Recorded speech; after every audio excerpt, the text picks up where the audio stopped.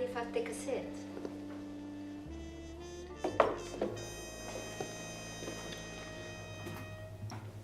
Thanks. I'm Emily, by the way. Mark. The further north you are, the better the weather will be. Tell me a little bit about yourself. There's nothing really to say. I'm just a stupid wannabe crime novelist who works as a mechanic in between writing to get by. And I'm about to give up on my dream and admit defeat. You're writing anything at the minute? I'm trying, but I'm stumped. Original ideas are so hard to come up by. It's hard to stay authentic and true to your word, you know? Well, as you're so passionate about it, I suppose I should help. We need to start with a simple idea such as a wife killing her husband. Okay, the most common reason for wives to kill their husbands are jealousy, adultery, and abuse. We should make her a psychopath. We make it an act of passion. She's deluded, but you don't find that out until near the end. We need a reason to why she's delusional. What about she watched her mother shoot and kill her father when she was 6? Her mother was schizophrenic. When the police came, she took the girl hostage in the house.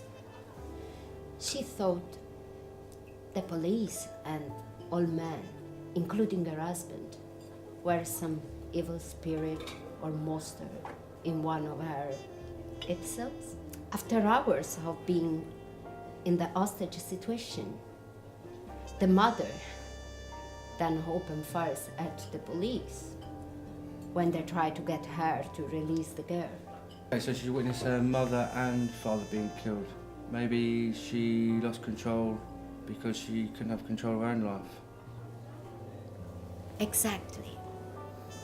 And when she meets her husband, she feels a sense of control. 2 years into their marriage, and it all becomes too much. And their world comes crashing down her when he introduces her to his parents. And suddenly something clicks. She feels like she's losing control. She doesn't like it. Brilliant. Do you want another drink? That's all right. I've got it. No, it's on me. 2 more beers, please, mate. Thank you very much.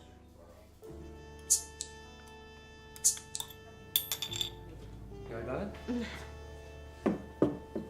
Cheers to inspiration. I do think that you should be the writer, not me. But we do need more background on this story. What were their names? How her and her husband met? Okay. So, she can be called Olivia, and the husband, Steve. Okay. They met at Halloween party. And at the end of the night, she slides a note into his pocket, maybe with some remark or phone number. And then she leaves without knowing the notes in there. Okay, so he introduces her to his parents. She's been distant from last 6 years. 7 years. Okay, 7 years. And he's apart from his family. What next? How about after a dispute over his father's funeral? Let's say to create a link between Olivia and Steve. It gives them a reason to become closer because both their fathers have died. So when he gets back in touch with his family, she gets jealous. Not only because it's not just the two of them anymore, but because he has that motherly, maternal figure, and she's been craving.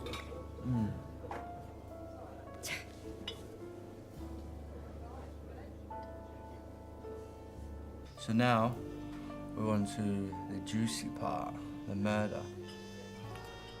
How does she do it? We need something people have never heard before, something completely new. Steve realizes his wife is distant and their marriage feels different.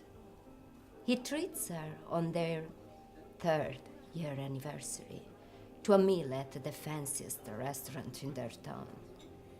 She gets really dressed up, went out in the day to buy a new dress. She put on her favorite pair of heels.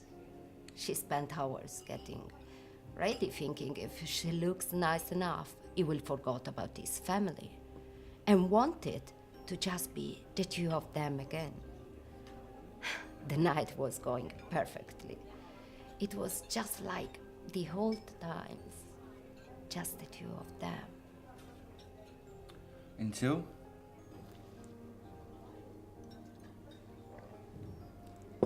His sister calls him, telling him their mom has been admitted to hospital after a stroke. It tips her over the edge. When they get back from the hospital, she goes up to the bedroom and he follows. She takes her dress off and is left in her underwear. Of course, her sexiest underwear. As she was opening to continue rekindling their love when they got home. But she shouts stuff like, "How could you? How could you do this to me? It means just to be the two of us." All those types of things. At first, Steve is apologetic. But after a minute of her shouting, he gets angry. And it becomes heated fast and escalates until she gets so mad. She realizes she lost him forever. She picks one of her heels up from the floor and briskly walks over to him and kisses him passionately. The last act of love. Before stabbing him in the soft part of his neck with the pointy end of the heel. So, what happens next? What does she do? Well, I'm still figuring that bit out. But I suppose it's what you want her to do. I'm gonna get another drink. Did you want one? I'm sorry, but I have to go. It was nice talking to you. Emily,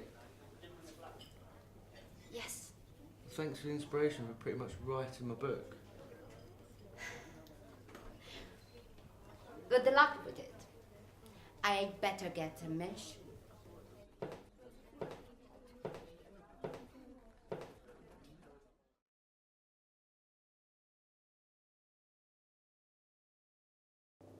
Police have launched a nationwide search for the wife of murdered businessman Steve Johnson, following the discovery of his body at their Chester home at the weekend.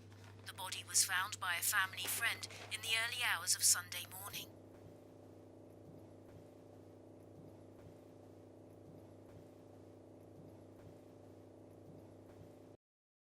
His wife, Emily Olivia Johnson, 27, is believed to be on the run and is the main suspect in the murder inquiry.